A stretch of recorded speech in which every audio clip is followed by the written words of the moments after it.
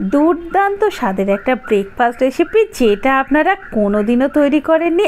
একেবারেই নতুন ধরনের এই ব্রেকফাস্টটা তৈরি করতেও কিন্তু খুবই কম সময় লাগবে, খেতে কিন্তু অপূর্ব। বাচ্চা বড় সবার মন জয় করে নেবে এই ব্রেকফাস্টটা। কম তেল মশলায় এই ব্রেকফাস্টটা অবশ্যই তৈরি করবেন, আমি গ্যারান্টি দিচ্ছি। এটা কিন্তু ভীষণ ভালো লাগবে। পুজোয় আমাদের যথেষ্ট খাওয়া দাওয়া অনেক অনিয়ম হয়েছে, তাই এই হেলদি ব্রেকফাস্টটা তৈরি করে কিন্তু আপনারা খেতে পারেন। নমস্কার বন্ধুরা, দীপা ডায়েরিতে সকলকে স্বাগত। শুভ বিজয়ার প্রীতি শুভেচ্ছা অভিনন্দন জানিয়ে শুরু করছি আজকের এই ভিডিওটা।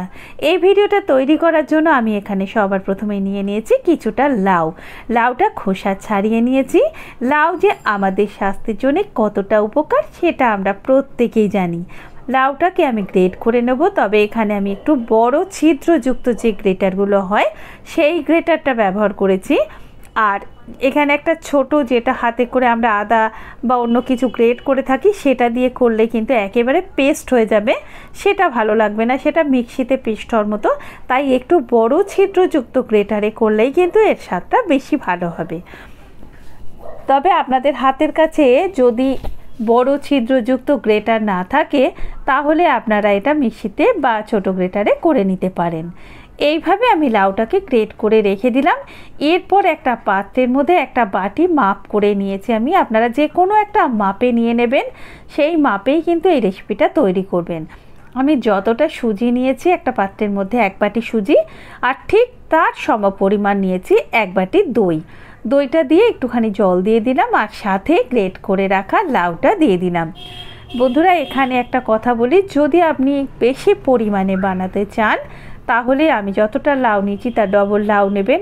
ডবল পরিমাণে আপনি সুজি 2 বাটি দিয়ে দেবেন, তার সাথে একই পরিমাণে 2 বাটি আপনি দই দিয়ে দেবেন।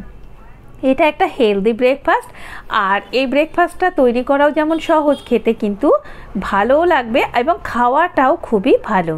বানাতে খুবই কম সময় লাগবে। দেখুন, এটাকে ভালো করে এবারে মিশিয়ে নিতে হবে। আর মেশানোটা কিন্তু খুব একটা পাতলা হবে না, আবার খুব যে ঘন সেটাও কিন্তু হবে না। এবারে এর মধ্যে আমি কিছু ভেজিটেবলস দেব। প্রথমে আমি এখানে দিয়ে দেবো কিছুটা পেঁয়াজ। আচ্ছা, এখানে আমি নিয়েছি পেঁয়াজ কুচোনো, এখানে নিয়েছি ক্যাপসিকাম কুচোনো, গাজর কুচোনো, বিনস, কাঁচা লঙ্কা। যে সবজি আপনার থাকবে সেই সবজি কিন্তু আপনি এখানে দিয়ে দিতে পারেন। আমার কাছে যে সবজিগুলো ছিল সেই সবজিগুলো আমি এখানে দিয়ে দিলাম। আমি এখানে গাজর, পেঁয়াজ, ক্যাপসিকাম আর বিনস দিয়ে দিলাম। তারপর এটাকে ভালো করে মিশিয়ে নিতে হবে। তবে বাচ্চারা খেলে কাঁচা লঙ্কাটা কিন্তু আপনি বুঝে শুনে দেবেন, যদি ঝাল বেশি হয়ে যায় বাচ্চারা খেতে পারবে না। এরপরে এটাকে আমি একটুখানি সেট হওয়ার জন্য এইভাবে রেখে দেব। এটাকে 10 মিনিট মতো ঢাকা দিয়ে রেখে দিলেই হবে। 10 মিনিটে সুজিটা সেট হয়ে যাবে। 10 মিনিট পরে ঢাকনাটা খুলে নিয়ে এর মধ্যে দেখুন একদম জলটা পুরো টেনে গেছে এবং এটা কিন্তু সেট হয়ে গেছে, মানে সুজিটা ফুলে উঠেছে। এখানে আরও আমি হাফ কাপ পরিমাণে জল দিয়ে দিলাম। জলটা দিয়ে এটাকে ভালোভাবে মিশিয়ে নিতে হবে। আর এই মেশানোটা কিন্তু একটু সুন্দর করে মেশাতে হবে, যাতে পুরোটা ভালোভাবে মিশে যায়। খুব বেশি জল কিন্তু ব্যবহার করলে এটা কিন্তু ভালো হবে না। তাই এইভাবে দিয়ে এরপরে আমি নুনটা দিয়ে দেব। নুনটা কিন্তু লাস্টে দেবেন, আর নুনটা আপনি পছন্দ মতো দেবেন। যেহেতু আমি হেলদিভাবে বানাচ্ছি, তাই আমি এখানে হিমালয়ান পিঙ্ক সল্ট ব্যবহার করলাম, আর সাথে দিয়ে দিলাম বেশ কিছুটা পরিমাণে ধনেপাতা কুচোনো। হাতের কাছে থাকলে দেবেন, না থাকলে দেওয়ার দরকার নেই। আপনার হাতের কাছে যদি কারি পাতা থাকে সেটাও আপনি দিতে পারেন। আমি এখানে একটুখানি কেশরি মেথি দিয়ে দিলাম 1 চামচ মতো, যাতে ফ্লেভারটা খুবই ভালো আসে। ভালো করে আর একবার মিশিয়ে নেব। ব্যাস, আমার কিন্তু ব্যাটারটা রেডি হয়ে গেছে। এরপর এখানে হাফ চামচ পরিমাণে আমি এখানে ইনো দিয়ে দিলাম। ইনো যদি আপনাদের হাতের কাছে না থাকে, তাহলে আপনারা বেকিং সোডা দিয়ে দেবেন 1 পিঞ্চ মতো। এরপর একটু জল দিয়ে দিলাম যাতে ইনোটা অ্যাক্টিভ হয়ে যায়। ভালো করে মিশিয়ে নেব। তবে ইনোটা দেওয়ার পরে কিন্তু একেবারেই আর বেশি সময় না করে সাথে সাথে এটাতে তৈরি করে নিতে হবে, মানে ইনো দিয়ে কিন্তু বেশিক্ষণ রাখা যাবে না। এদিকে আমি একটা ননস্টিক প্যান নিয়েছি। প্যানটা ভালোভাবে গরম হয়ে গেলে আমি একটু তেল দিয়ে তেলটাকে একটু ব্রাশ করে নেব, তবে আপনারা চাইলে একটু কম তেলেও করতে পারেন, আর যদি মনে হয় একটু মুখরোচক করে খাবেন একটু বেশি তেলেও করতে পারেন, সেটা আপনাদের উপরেই নির্ভর করছে। তারপরে এটাকে একটু ব্রাশ করে নিয়ে 1 হাতা বা 2 হাতা যেরকম আপনি সাইজ করতে চান সেই সাইজ অনুযায়ী, বা যেরকম আপনার প্যানের সাইজ সেই অনুযায়ী আপনি এটাকে করে নেবেন।